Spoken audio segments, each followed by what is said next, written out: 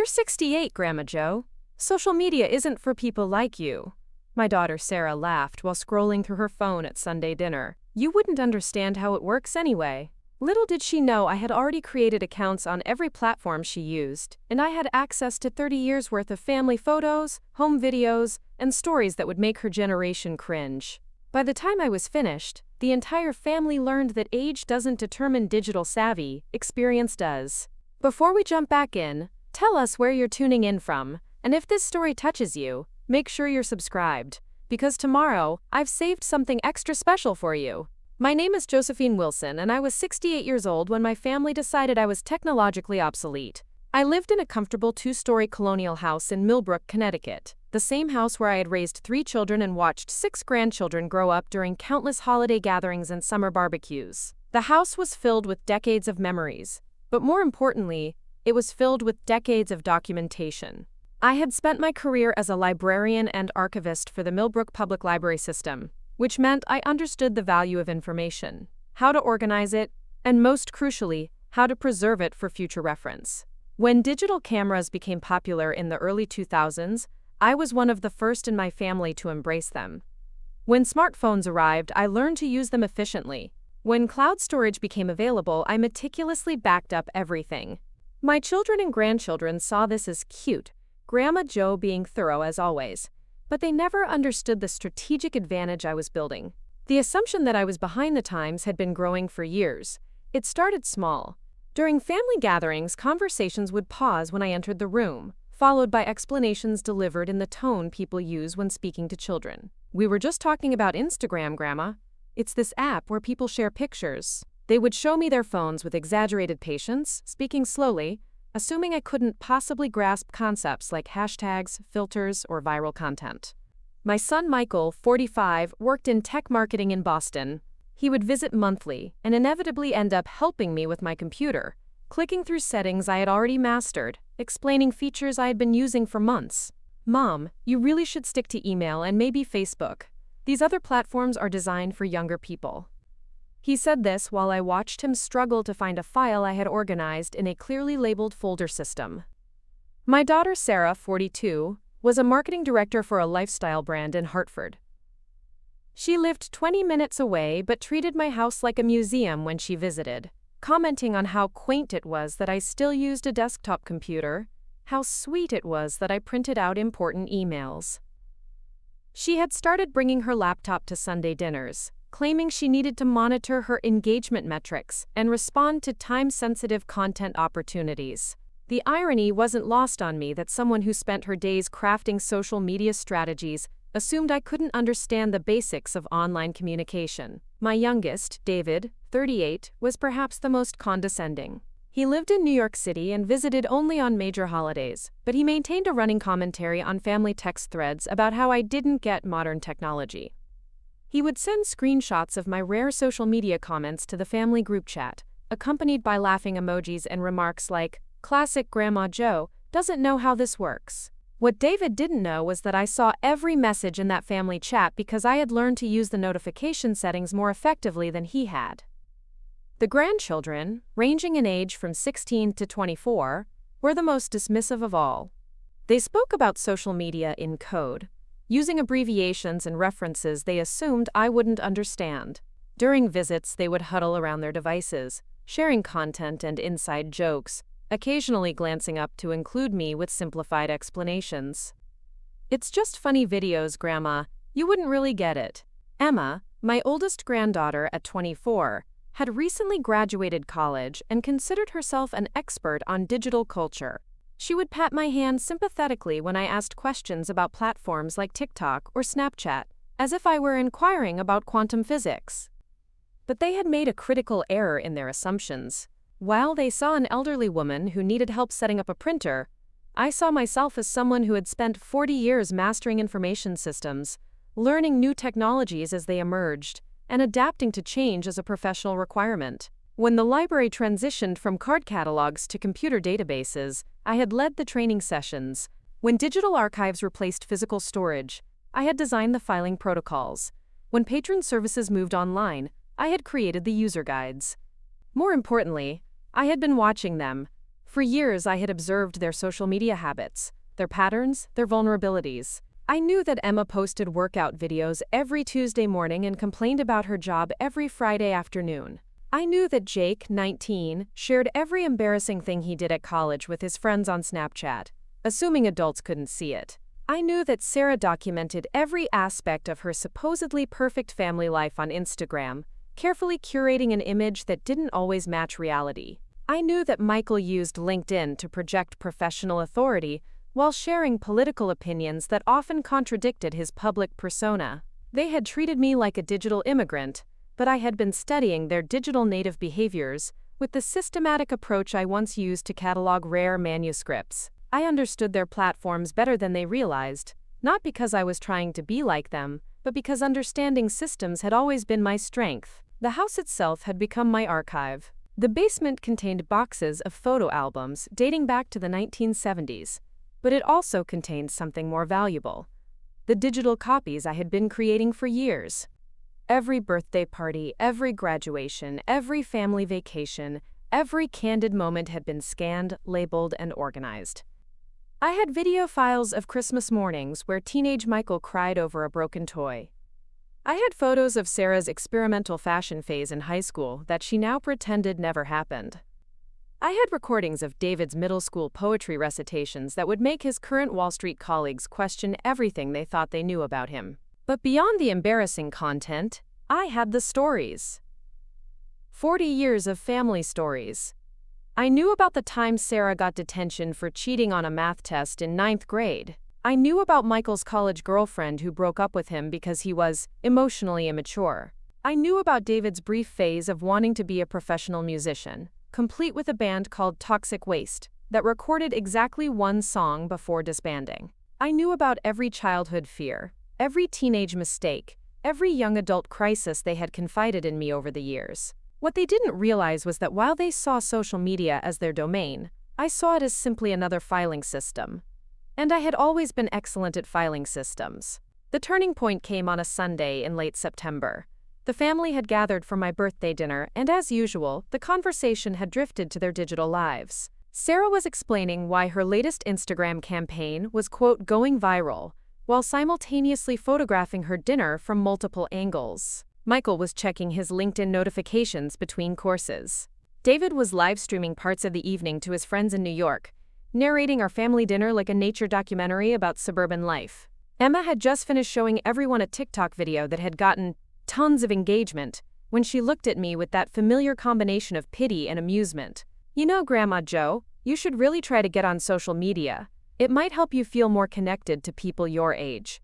The table erupted in gentle laughter. But maybe start with Facebook, Sarah added. That's more appropriate for your generation. That's when I realized they had handed me the perfect opportunity. They had spent years underestimating my capabilities, while simultaneously sharing every detail of their lives on platforms they assumed I couldn't navigate. They had created their own vulnerabilities, and then dismissed the one person who had been quietly cataloging their weaknesses for decades. I smiled, nodded, and told them I would think about it. But I had already been thinking about it for months. I had already been planning for exactly this moment. And I had already been preparing for what would happen next. Preparing and narrating this story took us a lot of time. So if you are enjoying it, subscribe to our channel, it means a lot to us. Now back to the story. The week following my birthday dinner, I approached social media the same way I had once approached acquiring a new library database system, with methodical research, careful planning, and systematic implementation. While my family assumed I was still contemplating whether to try Facebook, I was actually conducting what intelligence analysts might call digital reconnaissance. I began with platform analysis. Each social media site had its own culture, its own rules, its own opportunities for strategic advantage. Facebook was indeed where many people my age congregated, but it was also where my family posted their most sanitized content. Instagram showcased their curated lifestyles, but revealed insecurities through the gaps between posts. TikTok was where they felt most anonymous and therefore most authentic. LinkedIn was where they tried to appear professional, while often revealing their actual workplace drama. Snapchat was where they thought content disappeared forever, not realizing that screenshots were permanent and memories could be saved. I spent 3 days studying each platform's privacy settings, community guidelines, and content policies. I learned about algorithms, engagement metrics, and viral mechanics. I understood hashtag strategies, optimal posting times, and audience demographics. Most importantly, I learned how to access years of archived content that my family members had forgotten they had posted. My technical setup required upgrading my equipment, but not in the way my family would expect. I purchased a high-quality smartphone with an excellent camera, a ring light for proper video illumination, and a tripod for steady shots. I installed photo editing apps and learned to use them with the same precision I had once applied to cataloging historical documents. I set up multiple social media accounts using variations of my name and professional-looking profile photos I had taken at the library's portrait station. The most crucial phase was inventory management. I spent an entire weekend in my basement, surrounded by decades of family archives. I had boxes of printed photographs organized by year and event, but more importantly, I had the digital copies I had been creating systematically for over a decade. Every family gathering, every birthday party, every holiday celebration had been documented and stored in clearly labeled folders on my computer. But this was more than just photo collection. I had voice recordings from family dinners, where relatives had shared embarrassing childhood stories about each other. I had video footage from weddings where family members had made speeches containing hilarious or mortifying revelations. I had saved voicemails, preserved letters, and even scanned copies of report cards and old diary entries that various family members had left behind during moves or college departures. The real treasure trove was in my email archives. For 15 years, I had been the family's unofficial repository for information. When someone needed a phone number, they called me. When someone couldn't remember a date, they asked me. When someone wanted to share news, they sent me long emails filled with details they assumed I would keep private. I had become their human filing cabinet, and they had never considered that filing cabinets can be opened. I created a digital spreadsheet that would have impressed my former library colleagues. Each family member had their own sheet with columns for platform usage patterns, posting frequency, typical content themes, privacy settings analysis, and most importantly, potential content vulnerabilities. Under Sarah's name, I noted her tendency to post inspirational quotes about authentic living, while simultaneously using heavy filters on all her photos. Under Michael's profile, I documented his habit of sharing articles about work-life balance while posting late-night work emails. David's section included his pattern of criticizing materialistic society, while posting photos of expensive purchases. But the spreadsheet was just the organizational framework. The real strategy required understanding their psychological patterns. Sarah needed constant validation and would likely respond dramatically to any threat to her online image. Michael valued his professional reputation above all else and would be devastated by content that made him appear incompetent. David prided himself on being sophisticated and would be mortified by reminders of his less refined past. The grandchildren were still young enough to be genuinely embarrassed by childhood photos and stories, but old enough to understand social consequences. I also mapped their social networks. Through careful observation of their posts, comments, and tagged photos, I identified their friends, colleagues, romantic interests, and professional contacts. I noted which relationships seemed most important to them and which audiences they most wanted to impress. This wasn't stalking.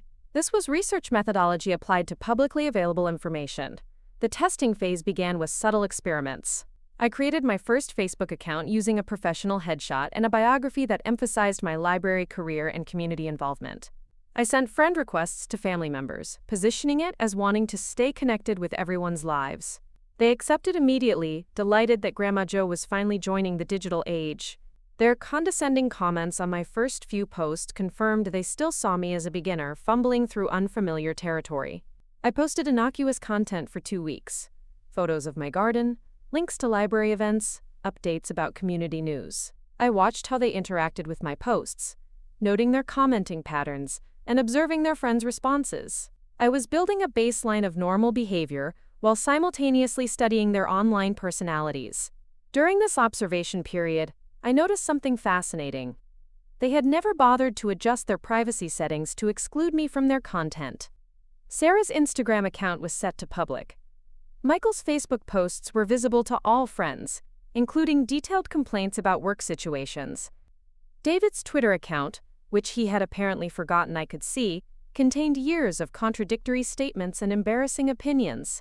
The grandchildren had added me as a friend on multiple platforms without restricting my access to their photos or posts.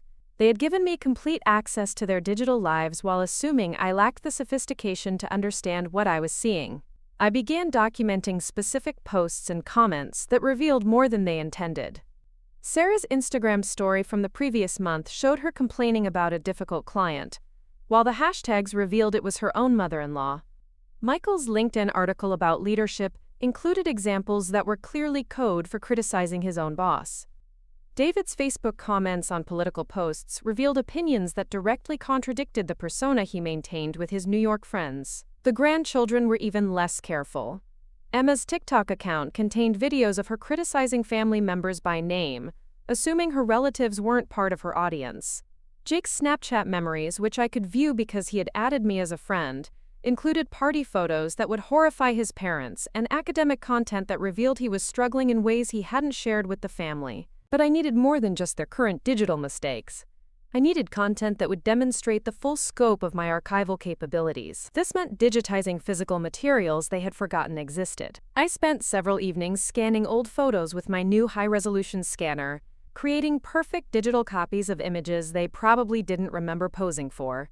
The most valuable discoveries were in the home videos I had been converting from old formats to digital files. Hours of footage from birthday parties, family vacations, and holiday celebrations that contained naturally occurring moments of childhood honesty, teenage awkwardness, and young adult pretension. These weren't staged embarrassments. They were authentic captures of people being themselves before they learned to curate their public images. I also found letters and notes that various family members had written to me over the years, many containing confessions, fears, and requests for advice that they had shared in private moments. While I would never violate truly confidential communications, some of these documents contained stories and admissions that contradicted their current public personalities. By the end of the second week, I had assembled what any archivist would recognize as a comprehensive collection. But unlike a traditional archive, this one was organized not for preservation but for strategic deployment. Every piece of content was evaluated not just for its embarrassment potential, but for its narrative value, its timing possibilities, and its likely impact on specific audiences. I had learned their digital languages, mapped their social territories, and identified their vulnerabilities. More importantly, I had confirmed that they had given me all the access I needed to remind them that experience, patience, and systematic thinking could be more powerful than youth, technology adoption, and social media fluency. The reconnaissance phase was complete. Now it was time to begin the education process. 3 weeks into my social media presence, the perfect opportunity presented itself during what my family would later remember as the Great Thanksgiving Planning Disaster of 2023. It began with a group text thread that I had been quietly observing, where my children were coordinating holiday arrangements with their usual combination of passive aggression and technological incompetence. The conversation started innocently enough. Sarah had volunteered to host Thanksgiving, then immediately began complaining about the workload in increasingly dramatic messages. Michael offered to help with logistics while simultaneously booking a work trip that would prevent him from arriving until Thursday evening. David announced he was bringing his new girlfriend Priya without asking permission and with the assumption that dietary restrictions wouldn't be an accommodation issue. What they didn't realize was that their private family coordination was happening across multiple platforms, each revealing different aspects of their personalities. The group text showed their surface-level politeness. Instagram stories revealed their real feelings through carefully worded complaints about family obligations. Facebook posts sought sympathy from friends about holiday stress. Private messages between siblings, which I could observe through saved screenshots they had shared with me in previous conversations, contained their honest opinions about each other's contributions to family events. I watched this unfold for 48 hours before deciding it was time for my first educational intervention. The trigger came when Emma posted a TikTok video that she thought was clever, a day in the life, showing her preparing for chaotic family holidays, with scenes of her rolling her eyes, captioned with text about dealing with older relatives who don't understand technology. The video included audio of her complaining about having to explain everything twice to grandparents who can't figure out basic stuff. That evening, I posted my response. It wasn't dramatic or angry. Instead, I shared a photo album on Facebook titled, Emma's Technology Journey, A Grandmother's Perspective. The first image was a sweet photo of 5-year-old Emma sitting on my lap while I helped her use my computer for the first time. The caption read, Teaching my granddaughter about computers in 2004. She was so eager to learn. The second photo showed 8-year-old Emma crying over a broken iPod that I had spent 3 hours fixing for her, while she insisted it was completely broken forever. My caption, Problem solving together in 2007. Patience and persistence always work. The third image was a screenshot of a text conversation from 2 years ago, where Emma had asked me to help her recover photos from a corrupted hard drive because you're the only one who knows about computer stuff that actually matters. My caption, Still learning from each other in 2021. The final image was a screenshot of her TikTok video from the day before, followed by a gentle caption, It's wonderful to see how confident Emma has become with technology. Though I notice her video implies older relatives struggle with, quote, basic stuff. I'm curious which basic technology concepts she'd like me to explain to her next. I'm always happy to help. Smile. The response was immediate and illuminating. Emma deleted her TikTok video within an hour. Sarah called me within 2 hours, her voice tight with panic disguised as concern. Mom, Emma feels really bad about that video. She didn't mean anything by it. Maybe you could take down your post? But the damage was already spreading in ways I had anticipated and they had not. Emma's friends began commenting on my post, many of them sharing their own stories about helpful grandparents and asking where they could learn real computer skills from someone with experience. Several mentioned that the TikTok video had made them uncomfortable, but they hadn't known how to respond. More importantly, other family members began to recognize their own vulnerability. Michael sent me a private message asking if I had seen anything else on social media that might be misinterpreted. David called to suggest we should all be more careful about what we share online. The grandchildren suddenly became very interested in their privacy settings. I had achieved multiple objectives with a single, measured response. I had demonstrated that their content wasn't as private as they assumed. I had shown that I could access, analyze, and respond to their posts more effectively than they could manage their own digital footprints. Most importantly, I had proven that I possessed both the technical skills and the archival resources to place their current behavior in historical context. But their reaction revealed something I hadn't expected. The extent of their online recklessness was far greater than I had initially discovered. In the week following the Emma incident, family members began reaching out to me individually, ostensibly to clear the air, but actually to conduct damage control. These conversations revealed digital behaviors and archived content they were worried I might have access to. Sarah confessed that she had been posting complaints about family members using coded names and inside references, assuming no one would connect them to real people. She had been sharing photos from family gatherings without permission and making comments about relatives' appearances, relationships, and personal struggles. Most concerning, she had been documenting family financial information and personal conversations in her lifestyle content, treating our private family matters as material for her personal brand. Michael revealed that he had been using family stories and situations as case studies in his professional presentations and LinkedIn articles, often exaggerating details for dramatic effect. He had shared screenshots of family text conversations with his colleagues as examples of generational communication differences. He had even posted photos from family gatherings at his company's internal social network, with commentary that portrayed relatives as outdated or technologically incompetent. David's admissions were the most extensive. His sophisticated social media presence had been built partially on making fun of his family background and Connecticut's suburban upbringing. He had been creating content for his New York friends that portrayed family visits as anthropological expeditions to observe small-town mentality. He had posted photos of our house, our neighborhood, and even our family members without permission, using them as symbols of everything he had, quote, evolved beyond. The grandchildren's digital footprints were less malicious, but more extensive. They had been sharing family photos, inside jokes, and personal information across multiple platforms without considering privacy or consent. They had been creating group chats specifically to discuss and critique family members' appearances, behavior, and technology use. They had been posting location data, financial information, and personal details about relatives who had never consented to being part of their online narratives. But the most shocking discovery came from an unexpected source: automated backup systems and deleted content recovery.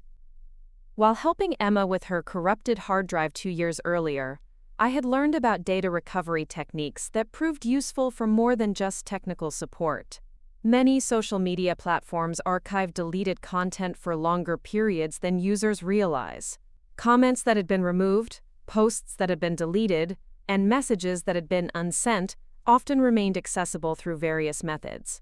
Using legitimate data recovery tools and archive websites, I discovered years of deleted posts and comments that family members had removed when they realized the content was inappropriate. Sarah had deleted dozens of posts complaining about family members by name. Michael had removed LinkedIn articles that contained identifiable stories about relatives. David had deleted Instagram posts and Twitter threads that contradicted his current political and social positions. The grandchildren had deleted even more content: party photos that violated school policies, academic complaints that revealed integrity issues, and social media posts that contained false information about family members or inappropriate comments about relatives' appearances and personal lives. This deleted content revealed patterns of behavior that went beyond occasional poor judgment. There was evidence of systematic exploitation of family relationships for social media content, deliberate misrepresentation of family members for entertainment purposes, and casual violation of privacy and consent that had been happening for years. I began cataloging this information using the same methodical approach I had developed for library archive management. Each piece of content was dated, categorized, and cross-referenced with current social media activity to identify patterns and contradictions. I created a timeline that showed how their online personas had evolved and how family relationships had been commodified for digital content. The scope of material was overwhelming but also strategically valuable. I now possess not just embarrassing childhood photos and stories, but documented evidence of years of digital behavior that contradicted their public personas and revealed their actual attitudes toward family relationships and personal boundaries. More importantly, I realized that their panic about my Facebook post had revealed their awareness that their online behavior was problematic. They knew they had been careless, disrespectful, and potentially harmful in their social media use. They were afraid not because I might embarrass them, but because I might expose behavior they already knew was wrong. This changed my strategic approach entirely. I was no longer planning to teach them about underestimating older relatives. I was preparing to educate them about digital responsibility, consent, and the permanent nature of online actions. The real lessons were just beginning. The week following my first strategic post brought an unexpected development. Instead of learning from their exposure, my family doubled down on their problematic behavior while simultaneously attempting to manage me like a public relations crisis. Sarah appointed herself as the family's social media coordinator, a role she created to monitor and control my online activity.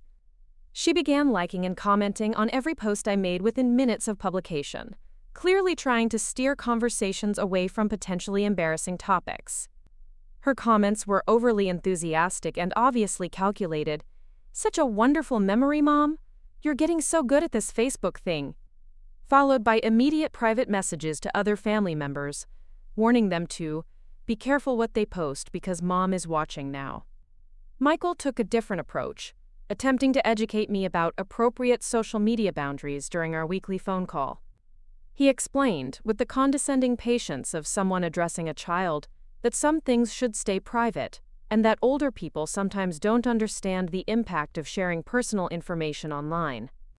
The irony was staggering, given what I had discovered about his own digital behavior, but I let him finish his lecture while taking detailed notes about his hypocrisy. David tried technological intimidation,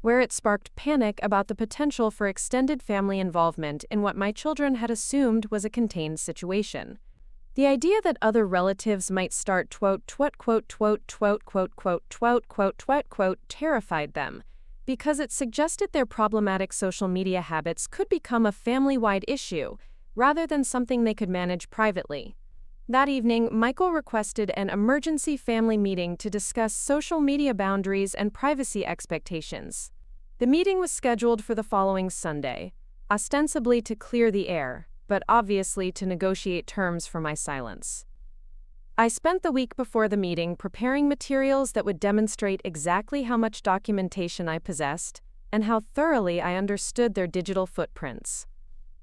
Using data visualization tools I had learned during library digitization projects, I created comprehensive profiles of each family member's social media activity. These weren't invasive or illegally obtained. Everything was pulled from publicly available posts, content they had shared with me directly, or information they had posted on platforms where I was an authorized friend or follower. Sarah's profile showed 5 years of posts that contradicted her public persona as an authentic lifestyle influencer. I had documented instances where she had staged candid family moments, used filters while posting about natural beauty, and shared private family information to create content for her professional brand. The most damaging material was a series of deleted posts where she had complained about family members by name, including detailed criticisms of my parenting and grandparenting style that she had shared with her online audience. Michael's documentation revealed his pattern of using family stories as professional content without consent. I had found presentations where he had shared screenshots of family conversations, LinkedIn articles that contained identifiable details about relatives' personal struggles, and social media posts where he had portrayed family members as case studies in, generational communication challenges. Most concerning was evidence that he had shared family financial information and personal details in professional contexts where they became part of permanent business records. David's file was the most extensive because his social media presence was built on contrasting his sophisticated lifestyle with his family background. I had cataloged hundreds of posts where he had used our family, our home, our neighborhood, and our conversations as material for content aimed at impressing his New York social circle. He had posted photos of family gatherings with mocking commentary, shared private conversations as examples of suburban thinking, and created entire social media narratives that portrayed visits home as amusing cultural expeditions. The grandchildren's documentation focused on their casual sharing of family information without consent, and their creation of group chats specifically designed to mock older relatives. I had evidence of their posting family photos without permission, sharing personal information about relatives on public platforms, and coordinating campaigns to exclude older family members from digital conversations while simultaneously mocking their technological skills. But the most powerful documentation was the deleted content I had recovered. Years of removed posts, comments, and messages that revealed the true scope of their exploitation of family relationships for social media content. This material demonstrated that their inappropriate behavior wasn't occasional poor judgment. It was systematic and deliberate. I organized all of this information into a presentation that I planned to share during the family meeting. Not as a threat, but as evidence that I had been paying attention far longer than they realized, and that I understood their digital behavior better than they understood their own. The Sunday meeting was going to be very educational for everyone involved. The emergency family meeting convened at 2 p.m. on a gray November Sunday in my living room, the same space where we had celebrated countless birthdays, holidays, and family milestones. But this gathering felt different from the moment everyone arrived.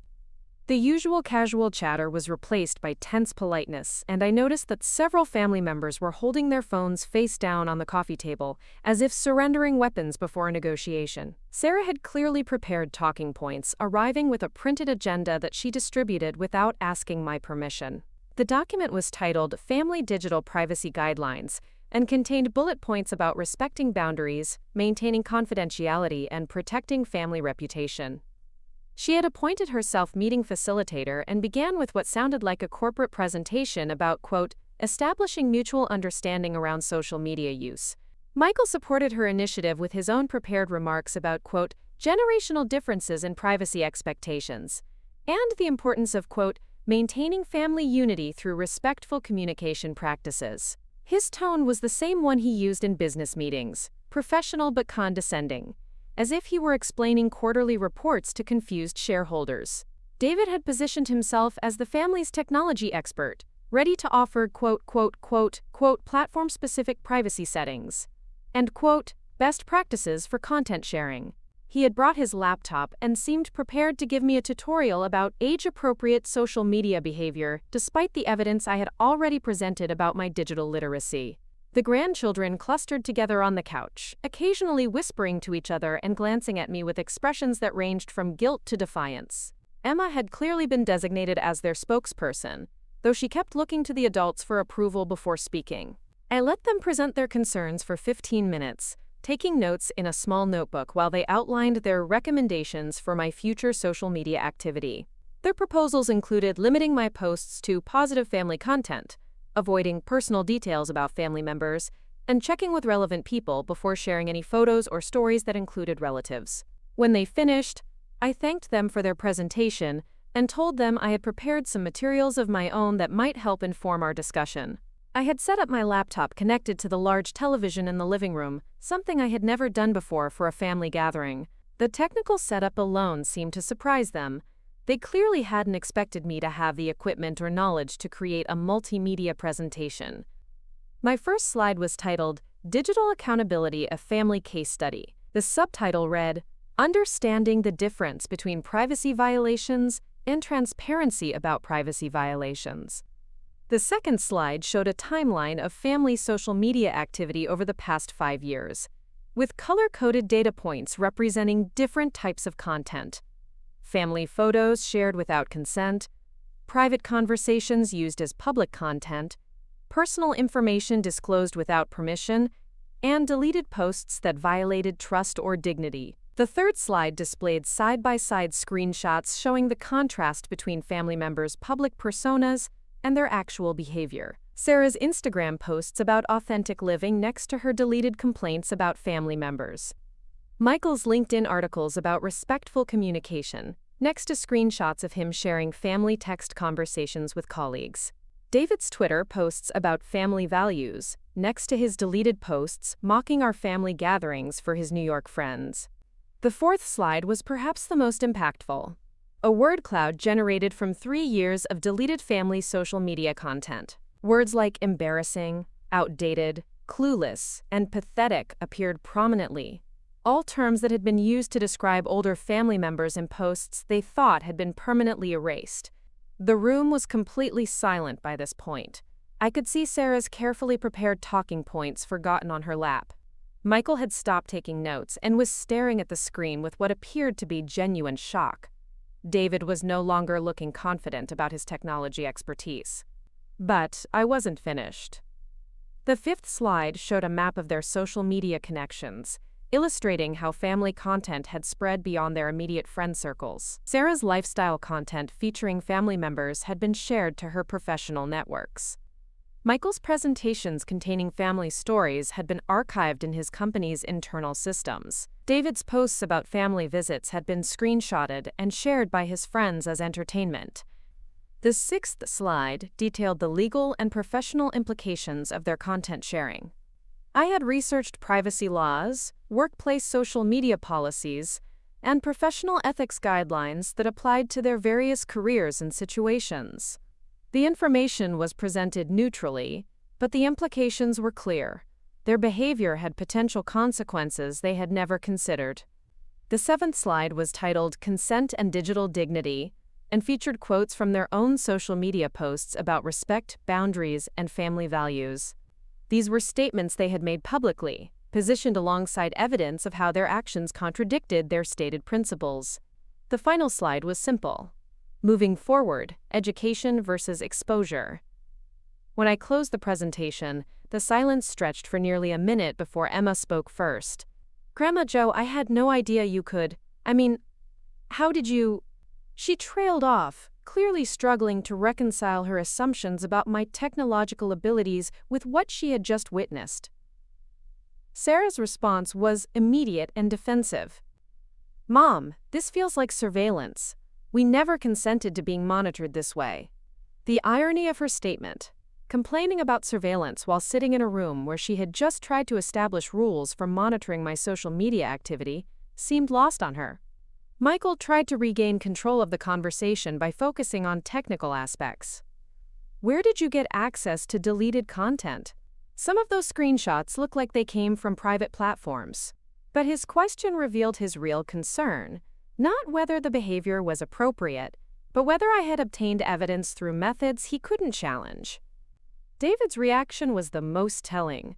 Instead of addressing the content of what I had presented, he immediately began calculating damage control strategies. "We need to discuss what happens to this information. Obviously, this stays within the family, right?"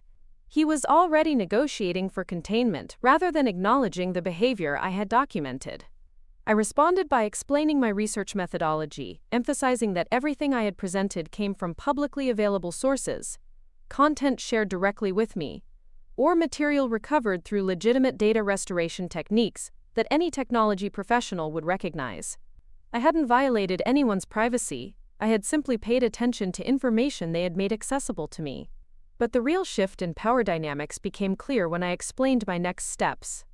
"I've been thinking about starting a blog," I announced casually. "Something about digital literacy for seniors, maybe. I've learned so much about social media analysis and family technology dynamics. I think other grandparents would be interested in understanding how these platforms work and how to protect themselves online." The panic that crossed their faces was immediate and obvious. The idea that I might share my knowledge and methodology with other seniors, potentially inspiring them to conduct their own family digital audits, terrified them more than any specific threat of embarrassment. Sarah tried to negotiate. "Mom, maybe we could help you create content that's more general, less specific to our family?" But her suggestion revealed that she understood the power dynamic had shifted completely. She was now asking for my cooperation, rather than demanding my compliance. Michael attempted to offer technical support. "I could help you set up a blog that focuses on positive aspects of intergenerational technology sharing." But his tone had changed from condescending instruction to anxious collaboration. David suggested we could work together on content that helps families communicate better about digital boundaries. But his proposal sounded more like plea bargaining than partnership.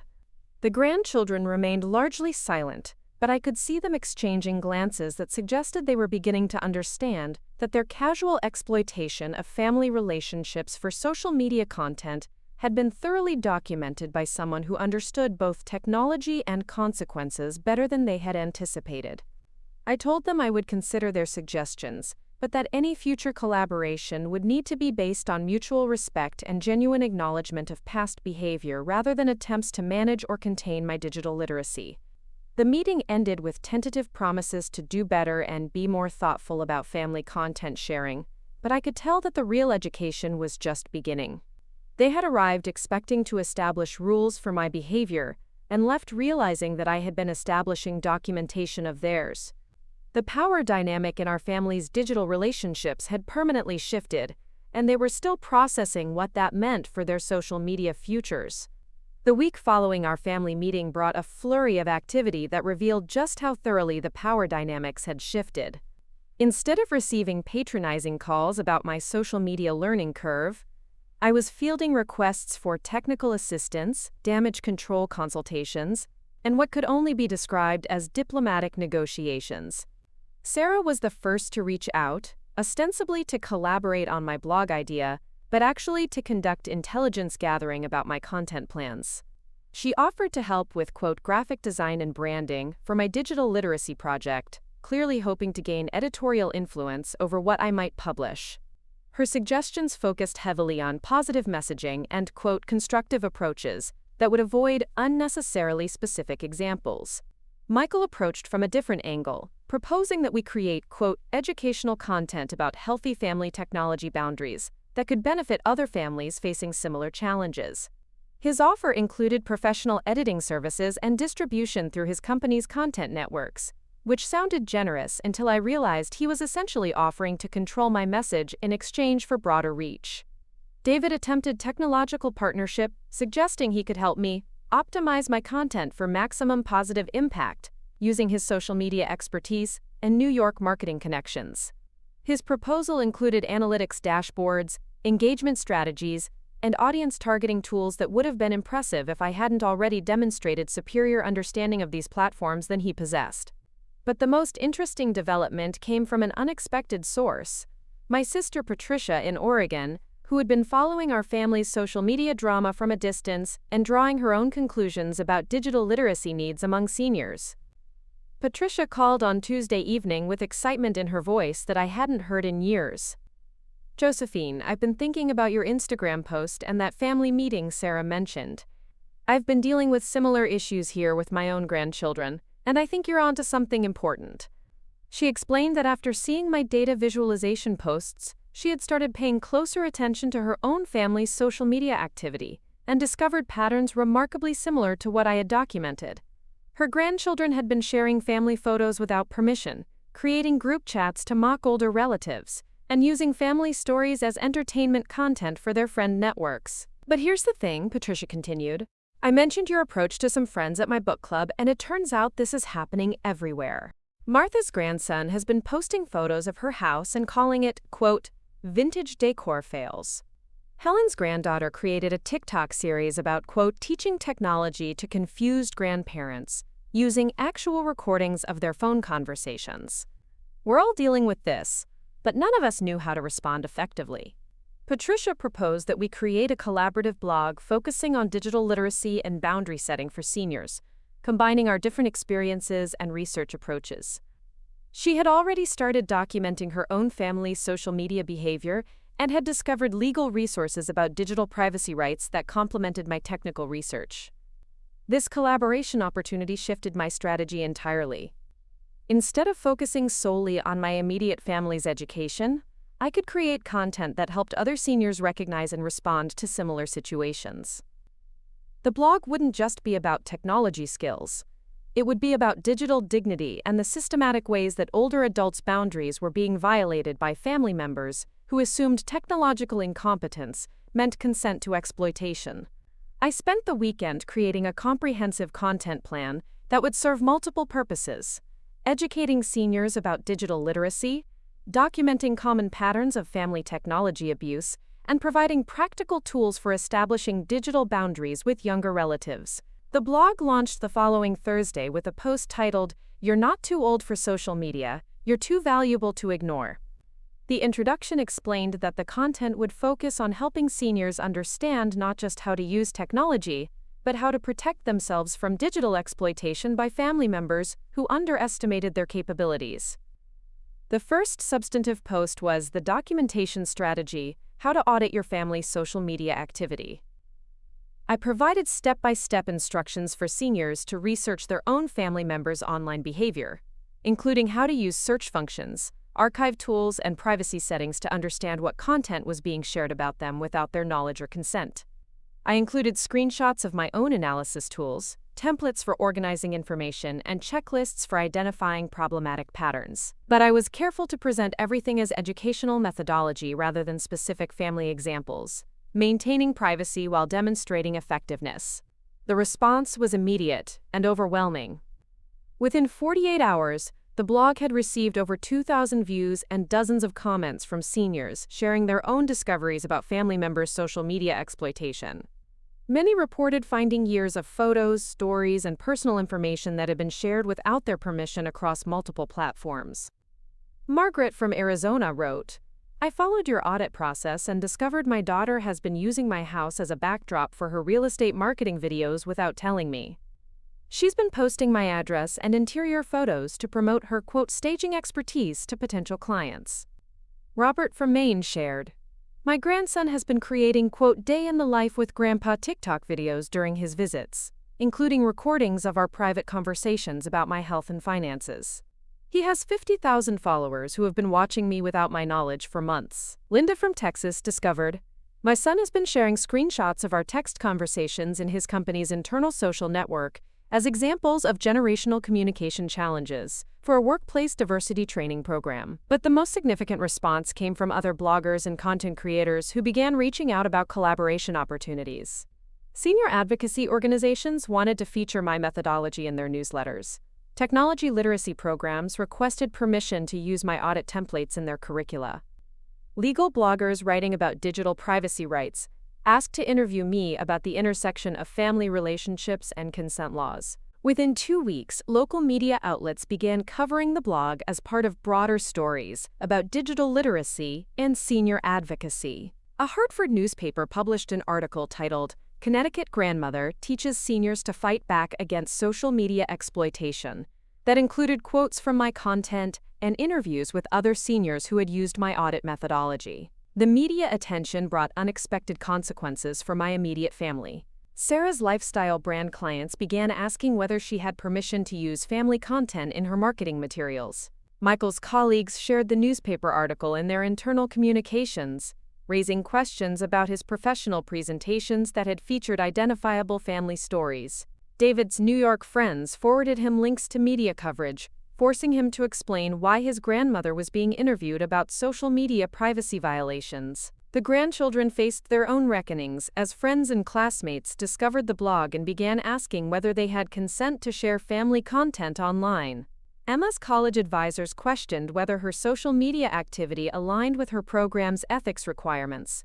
Jake's friends started commenting on old posts about family members, asking if his relatives knew they were being featured in his content. But perhaps the most important development was the formation of what Patricia and I began calling the Digital Dignity Network, a growing community of seniors who were using technology tools to establish boundaries with younger family members who had been exploiting their assumed digital incompetence. Members of the network began sharing increasingly sophisticated strategies for digital boundary enforcement. Some created private Instagram accounts to post embarrassing childhood photos of adult children who had shared family content without permission. Others used LinkedIn to post clarifications about family stories that had been misrepresented in relatives' professional content. Several seniors began commenting on their grandchildren's posts with historical context that contradicted the narratives being presented about family relationships. The network's activities weren't motivated by revenge, but by education. The goal was to demonstrate that seniors possessed both the technological skills and the historical knowledge to respond effectively when their digital boundaries were violated. The message was clear. Underestimating older relatives' capabilities was a strategic mistake that could have lasting social and professional consequences. My family began to understand that their initial attempt to manage my social media activity had backfired in ways they couldn't have imagined. Instead of containing their grandmother's digital presence, they had inspired a movement that was teaching other seniors to audit, document, and respond to similar exploitation. The conversation was no longer about whether I was too old for social media.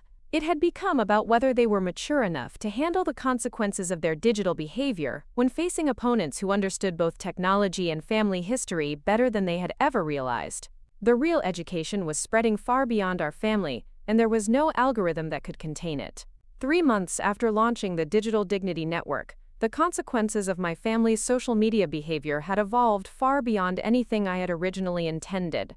What began as a response to being underestimated had transformed into a comprehensive examination of digital ethics that was affecting their professional, social, and academic lives in ways none of us had anticipated. The first major development came through Sarah's lifestyle brand business. Her primary client, a Connecticut wellness company, had been following the local media coverage about senior digital rights and had begun conducting their own audit of influencer partnerships. When they discovered that Sarah's content frequently featured family members who had never signed appearance releases or consent agreements, they suspended her contract pending a full review of her content practices. The wellness company's legal team had found dozens of posts where Sarah had used family gatherings, my home, and even conversations with relatives as backdrop material for sponsored content, without disclosing these relationships or obtaining proper permissions. More problematically, they discovered that some of her authentic family moments had been staged specifically for marketing purposes, including scenes of family dinners where she had directed relatives to repeat conversations while she filmed multiple angles. Sarah's response to this crisis revealed the depth of her dependency on family exploitation for content creation. She called me in tears, explaining that she had built her entire personal brand around authentic family lifestyle content and didn't know how to pivot to material that didn't rely on relatives as unpaid actors in her marketing campaigns. "Mom, I never thought of it as using you," she confessed during a 2-hour phone conversation. "I just thought of it as sharing my life, but now I realize I've been treating our family relationships like content resources instead of actual relationships." Her revelation led to a deeper conversation about the psychology of social media content creation and how the pressure to maintain online personas had gradually normalized the commodification of private family moments. Sarah admitted that she had stopped experiencing family gatherings as authentic events and had begun unconsciously evaluating every interaction for its potential social media value. Michael's professional situation became more complex when his company's human resources department began investigating his use of family content in workplace presentations. A colleague who had seen the newspaper coverage about digital privacy violations had filed a formal complaint about Michael's presentations that featured identifiable personal stories about relatives without their consent. The HR investigation revealed that Michael had shared family financial information, personal struggles, and private conversations in multiple professional contexts over several years. His presentations about generational communication challenges had included screenshots of actual family text conversations, recordings of phone calls with relatives, and detailed case studies based on real family situations that violated both privacy expectations and company guidelines about confidential information handling. Most damaging was the discovery that Michael had been using family stories in client presentations, essentially monetizing relatives' personal experiences without their knowledge or consent. His expertise in intergenerational marketing strategies was built on case studies derived from his own family's private communications and personal challenges. Michael's attempt to defend his behavior revealed how thoroughly he had rationalized the exploitation of family relationships for professional advancement. "I was trying to help other families by sharing insights about communication patterns," he explained during our conversation. "I didn't think of it as violating privacy because I was using the information to help people." But his rationalization couldn't address the fundamental issue. He had built professional credibility by treating family members as research subjects who had never consented to participate in his studies or benefit from his resulting career advancement. David's situation in New York became perhaps the most socially devastating. His carefully curated image as someone who had transcended his suburban Connecticut origins collapsed when friends and colleagues discovered the blog posts documenting his systematic mockery of family visits and relatives. The digital breadcrumbs of his deleted content had been preserved in archive sites and screenshot collections that other bloggers had assembled while researching similar patterns of family exploitation on social media platforms.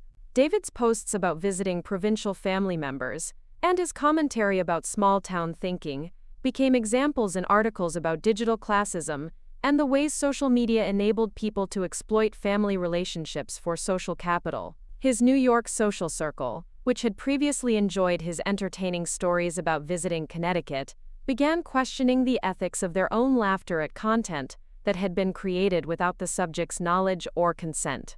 Several friends confronted David about whether his family members knew they were being portrayed as entertainment for his urban social network. More professionally damaging was the discovery that David had been using family visits as material for a freelance blog he wrote about cultural anthropology and, quote, social class dynamics in suburban America. He had been literally conducting ethnographic studies of our family gatherings and publishing the results without informed consent from the people he was studying. The grandchildren faced their own reckoning as their schools and universities began implementing stricter social media policies in response to growing awareness about digital privacy violations and consent issues. Emma's college required students to complete a digital ethics course that specifically addressed the use of family content on social media platforms, and her previous posts about relatives became case studies in what not to do. Jake's high school friends began questioning the ethics of their own family content sharing after seeing media coverage about the Digital Dignity Network. Several parents in their community had started conducting their own social media audits and demanding that their children remove family content that had been posted without permission. The youngest grandchildren faced perhaps the most immediate consequences, as their parents became aware of the extent to which family privacy had been violated for social media content. Video game privileges were revoked, phone access was restricted, and several cousins were required to issue formal apologies to relatives whose photos and stories they had shared without permission. But the most unexpected development came from the legal community, where attorneys specializing in digital privacy rights began reaching out to discuss the broader implications of family consent in social media contexts. My documentation methodology and the case studies from the Digital Dignity Network were being referenced in legal briefs about digital privacy violations and the evolution of consent laws in social media contexts. A law professor from Yale contacted me about contributing to a research project, examining how family relationships complicated traditional concepts of privacy and consent in digital spaces. My systematic approach to documenting social media behavior had provided legal researchers with a methodology for studying patterns of exploitation that had previously been difficult to quantify.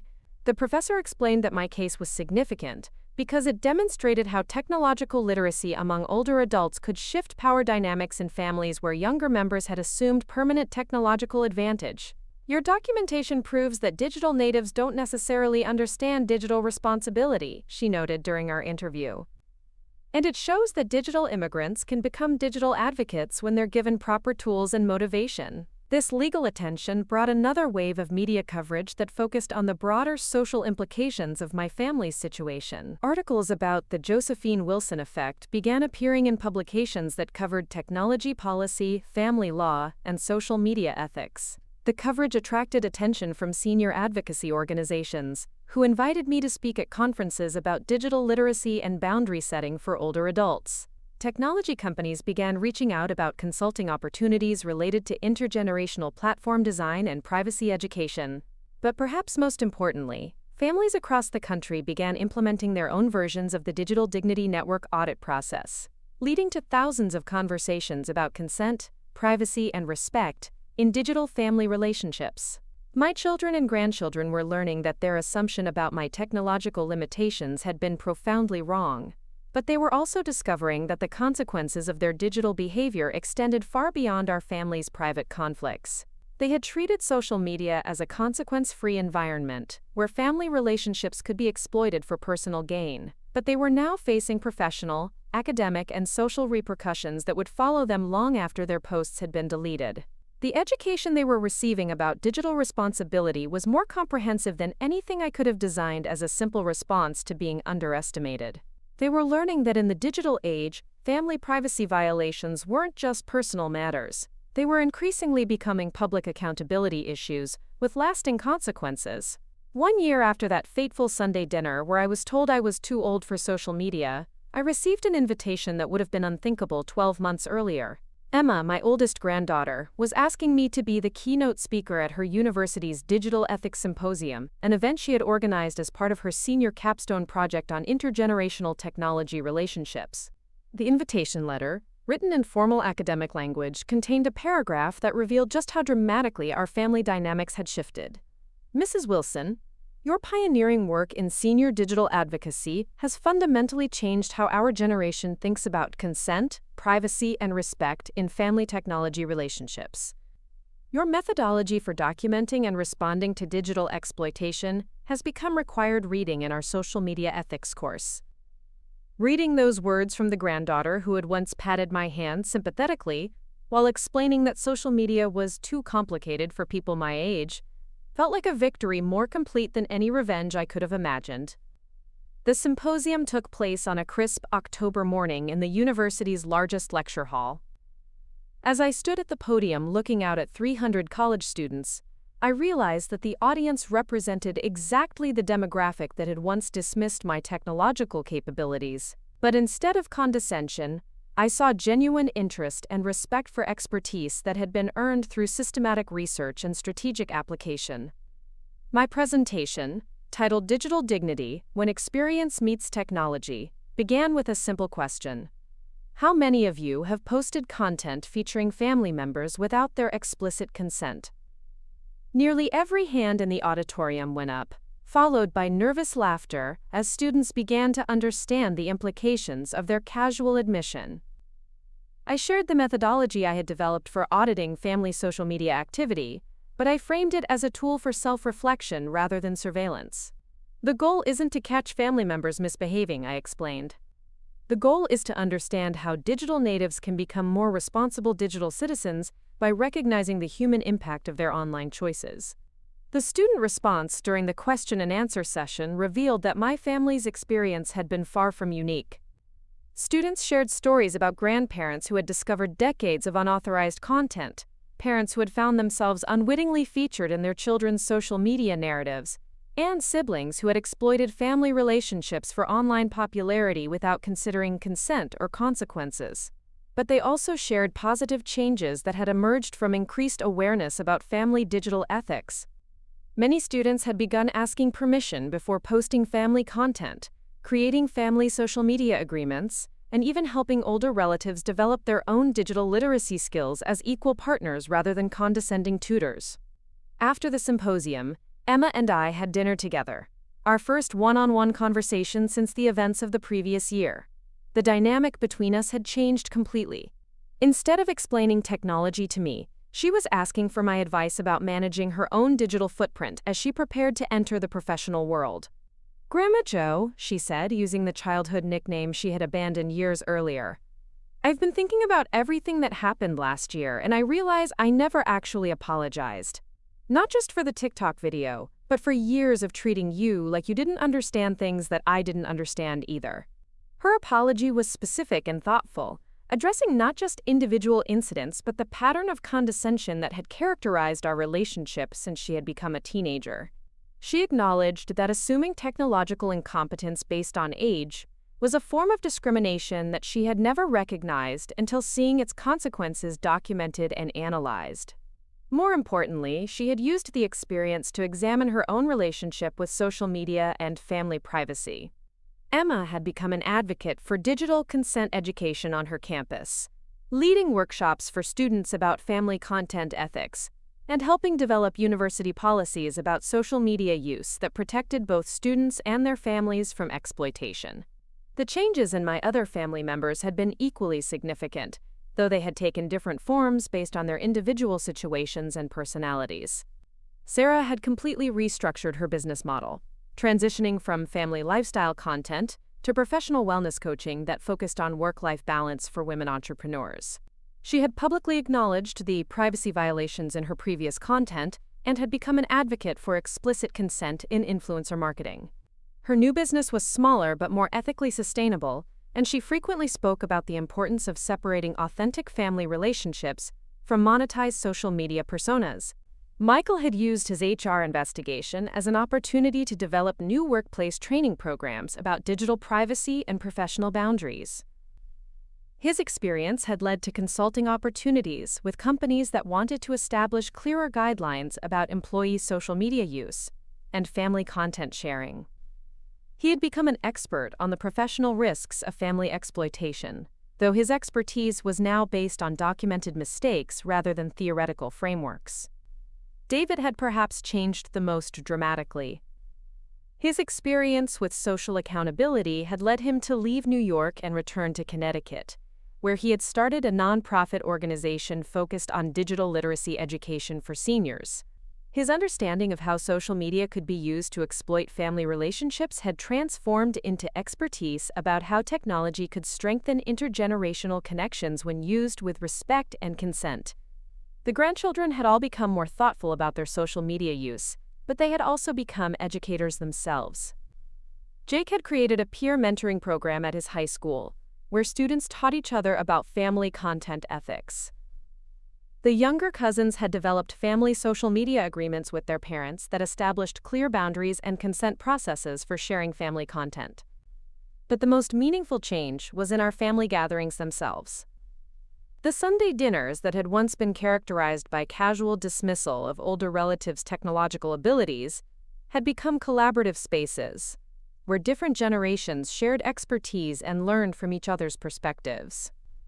Instead of explaining technology to me, family members now consulted with me about digital strategy decisions. Instead of assuming I didn't understand social media, they recognized that my systematic approach to information management offered valuable insights about long-term digital planning that their impulsive posting habits had never developed. The Digital Dignity Network had grown into a nationwide organization with local chapters in 43 states. Patricia and I had co-authored a book about family digital ethics that was being used in university courses and senior education programs. The methodology we had developed was being adapted by family counselors, elder law attorneys, and technology educators who worked with intergenerational relationships. Media coverage had evolved from novelty stories about the grandmother who fought back to serious examinations of digital privacy rights and the need for comprehensive consent education in technology platforms. The Josephine Wilson effect had become a recognized phenomenon in academic literature about digital literacy and family relationships. But the most satisfying outcome was the simplest one. I was no longer underestimated. When I posted content on social media, family members engaged with genuine interest rather than patronizing encouragement. When I offered technological assistance, they accepted it with gratitude rather than surprise. When I participated in family discussions about digital issues, my opinions were valued for their insight rather than dismissed as outdated perspectives. The granddaughter who had once told me I was too old for social media now tagged me in posts about digital innovation and asked for my feedback on her own content strategy. The son who had explained basic internet concepts to me with exaggerated patience now forwarded me articles about advanced social media analytics and asked for my analysis. The family members who had once created group chats specifically to exclude me from digital conversations now included me in planning discussions about technology purchases, social media policies, and digital security decisions. They had learned that age and technological fluency weren't inversely correlated, that systematic thinking could be more valuable than intuitive platform use, and that underestimating someone's capabilities was always a strategic mistake. Most importantly, they had learned that respect wasn't something that could be managed or negotiated. It had to be earned through behavior that demonstrated genuine understanding of boundaries, consent, and dignity. As I closed my laptop that evening, exactly 1 year after discovering Emma's TikTok video that had started this entire journey, I reflected on the lesson that had emerged from their assumption that I was too old for social media. They had been wrong about my age being a limitation. But they had been right about one thing. Social media wasn't for people like me. It was for people like I had become, someone who understood that technology was a tool for building connections, not exploiting them, and that digital literacy meant more than knowing how to post content. It meant knowing when not to. Up next, you've got 2 more standout stories right on your screen. If this one hits the mark, you won't want to pass these up. Just click and check them out. And don't forget to like, subscribe, and turn on the notification bell so you don't miss any upload from us.